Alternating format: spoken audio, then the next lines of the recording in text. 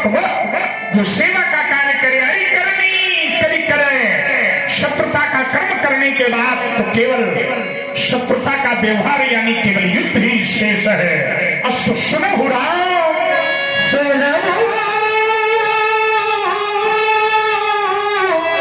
राम, जय शिव धनु तेरा साहस साहस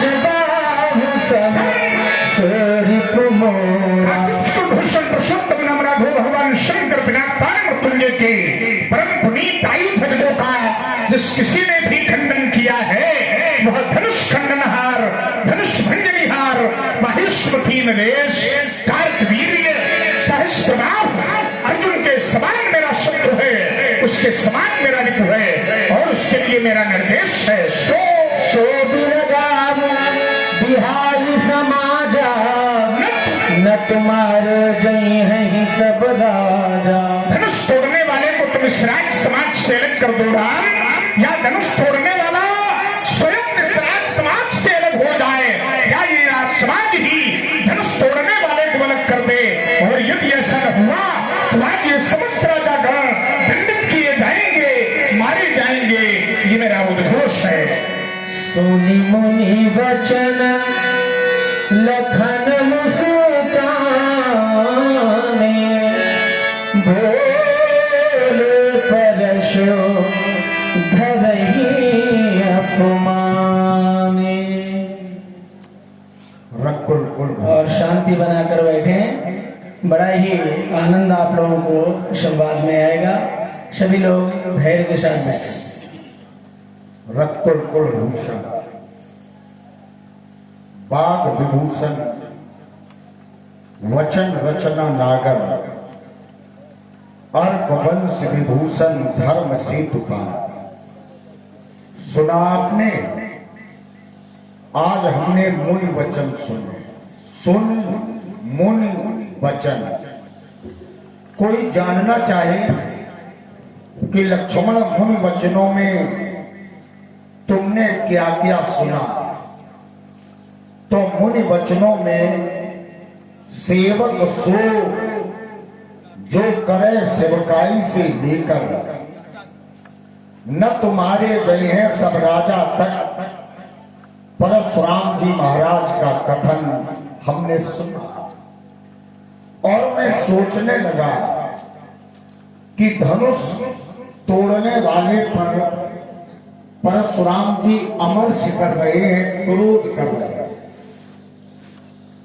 स्वाभाविक है, इनके गुरुदेव का धनुष टूटा है और गुरु के प्रति इनकी श्रद्धा है, आस्था है, इसलिए विरोध है।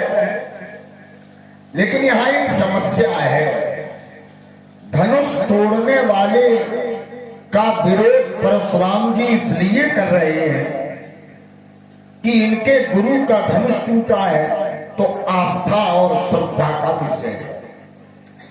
और हम अब कुछ कहने इसलिए जा रहे हैं कि धनुष और धनुष जिसका था उनके प्रति आस्था महर्षि परशुराम जी की है, और जिसने तोड़ा है उसके प्रति हमारी आस्था है, हमारी श्रद्धा है। अब सोच ये रहा हूं कि एक ओर है व्यक्ति और दूसरी ओर है वस्तु। एक वो है जो वस्तु से आस्था कर रहा है और एक वो है जो व्यक्ति से आस्था कर रहा है। तो वस्तु संसार की नश्वर है, नाशवान है, क्योंकि सदा सर्वदा नहीं रहती। लेकिन जिसने धनुष तोड़ा है उसका अस्तित्व हमेशा रहेगा, सभी कालों में रहेगा, प्रत्येक समय रहेगा। उसके अस्तित्व के प्रति हम अपने कर्तव्य का निर्वहन करें, यही समीचीन है, यही उचित है। धनुष तोड़ने वाले की और परशुराम जी महाराज के मध्य जो विरोध है उसमें भी धनुष तोड़ने वाले का बहुत बड़ा हित हुआ है। सुधी लोग ध्यान देंगे, कभी कभी विरोध करने वाला विरोध करता है लेकिन उसमें हो जाता है हित। कैसे हो गया है कि परशुराम जी ने यद्यपि उस समय विरोध नहीं किया था, जब आए थे, विरोध अब कर रहे हैं, लेकिन मैं समग्र तुलना करते हुए सोच रहा हूं कि बहुत बड़ा हित परशुराम जी महाराज ने आकर राजा जनक का, हम दोनों भाइयों का, धनुष तोड़ने वाले का किया है। क्योंकि जिस समय धनुष भंग हो गया, जयमाला पड़ गई, तो कुछ दुष्ट राजा उठे, उठ पहर सना अभागे, जहता गाल बजावन लागे, ले छड़ाए सिय कह को, धई बांधो नट बालक दो, तोरे धनुष चार नहीं सगई, जीवित हमें कुंवर को बरई, जो विदे कछ करे सहाई, तो जीतब समर सहित दो। भाई कोलाहल व्याप्त हो गया, व्यवस्था बिगड़ने लगी। उसी समय परशुराम जी महाराज आ गए, और जैसे ही ये आए तो जो दुष्ट राजा विरोध कर रहे थे धनुष तोड़ने वाले का, वो राजा प्रणाम करने लगे। करण सब दंड प्रणामा, युद्ध भूल गए, जानकी को छीनने की चर्चा भूल गए और प्रणाम करने लगे। अब ये विरोध कर रहे हैं तो महापुरुषों का विरोध भी अच्छा होता है। यदि विरोध न करें महापुरुष तो फिर सामाजिक जीवन में कभी उन्नति नहीं हो सकती। विरोध हमारी उन्नति का वो केंद्र है।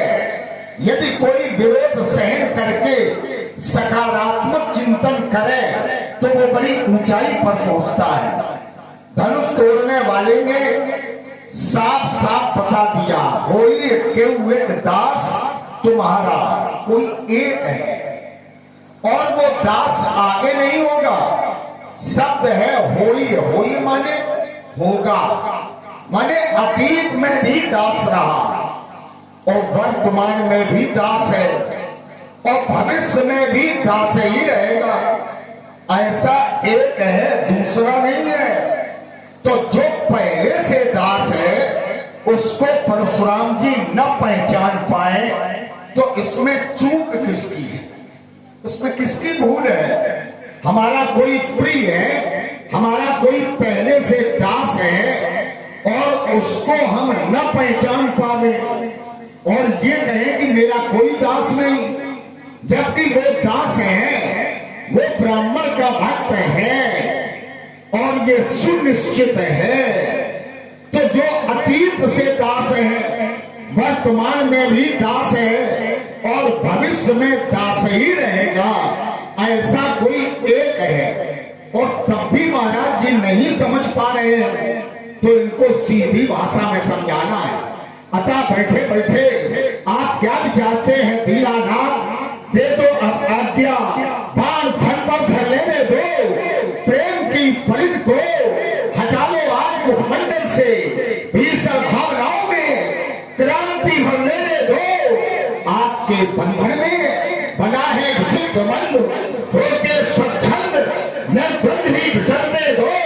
खड़े रंगशाला में परस को लिए एक बार इन पर बाल वर्षा कर लेने दो। आप उन्होंने आपकी कृपामयी दृष्टि ही पर्याप्त है।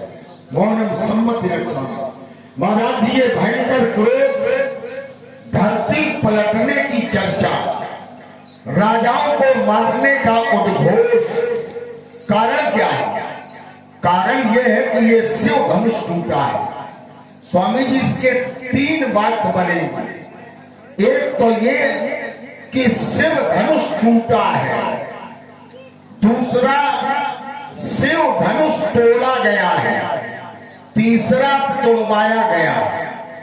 आप अगर इतनी ही दृष्टि रखेंगे कि ये शिव धनुष तोड़ा गया है तो अपराधी है, और अगर ये सोच लो कि टूट गया है तो फिर कोई अपराधी नहीं।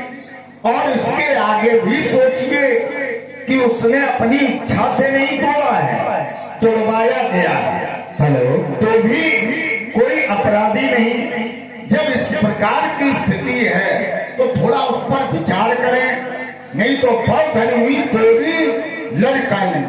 अपनी लड़काई में हमने ऐसी बहुत सी धनुइयां तोड़ी। आश्चर्य इस बात का है कि कबहू ना असरिस कील गोसाई। हाँ, हमारा विनम्र निवेदन है हमारे दोनों व्यास जियों से कि कृपा करके आप लोग बहुत गलत काम कर रहे हैं। हमेशा मंच छोड़ के चले जा रहे हैं। बताइए, लीला चल रही है और आप दोनों को बुलाया गया है। श्रीमान मुकेश जी और श्रीमान अभिषेक जी से हमारा विनम्रता के साथ निवेदन है कि जहाँ कहीं भी हो कृपा करके मंच पर आने पर कष्ट करें, क्योंकि ये लीला चल रही है और ये गलत बात है। लड़काई में हमने बहुत धनुइयां तोड़ी। आश्चर्य इस बात का है कि कबहू ना असरिस कीन गोसाई। आपने ऐसा क्रोध कभी नहीं किया। ये हो सकता है कि जैसा आज टूटा है ऐसा कभी न टूटा हो, लेकिन सभी लोग ध्यान देंगे, ऐसा धनुष भी आज तक नहीं टूटा। तो ऐसा तोड़ने वाला भी दूसरा नहीं है, वो भी अपने में बेजोड़ है। उसका कोई दूसरा नहीं है रूप, उसका कोई दूसरा स्वरूप नहीं है, उसका कोई दूसरा विकल्प ही नहीं है। और विरोध करने वाला भी बेजोड़ है, तो धनुष भी बेजोड़ और तोड़ने वाला भी बेजोड़ और विरोधी भी बहुत बेजोड़। तो जब तीनों में तादाद में है तो वस्तु के अभाव में व्यक्ति और व्यक्तित्व को बना रहने दीजिए। मेरा तो यही निवेदन है। और एक प्रश्न मेरा है आपसे कि यही धनु पर ममता के हेतु, ममता का हेतु क्या है, ममता का कारण क्या है? कभी कभी लोग कह देते हैं ममता अच्छी नहीं होती। अरे भगवान जिससे मिले वो ममता भी अच्छी होती है। मानसाचार भूषण जी कहते हैं कि यद्यपि 10 जगह की ममता त्यागनी चाहिए, जननी, जनक, बंधु, सुत, दारा, तन, धन, भवन, सुहृद, परिवारा, इनकी ममता समेट लेनी चाहिए। सबके ममता डाक बटोरी समेटना चाहिए और उससे बहुत मजबूत रस्सी बनानी चाहिए और वो रस्सी अपने परमात्मा के चरणों में बांध देनी चाहिए। और रस्सी में बांध देना चाहिए मन को इस रस्सी में बांध करके जो परमात्मा के चरणों में बांध देता है उसकी साधना सफल होती है। तो अब आपकी ममता धनुष से क्यों है? क्या परमात्मा की प्राप्ति का कहीं साधन तो नहीं है?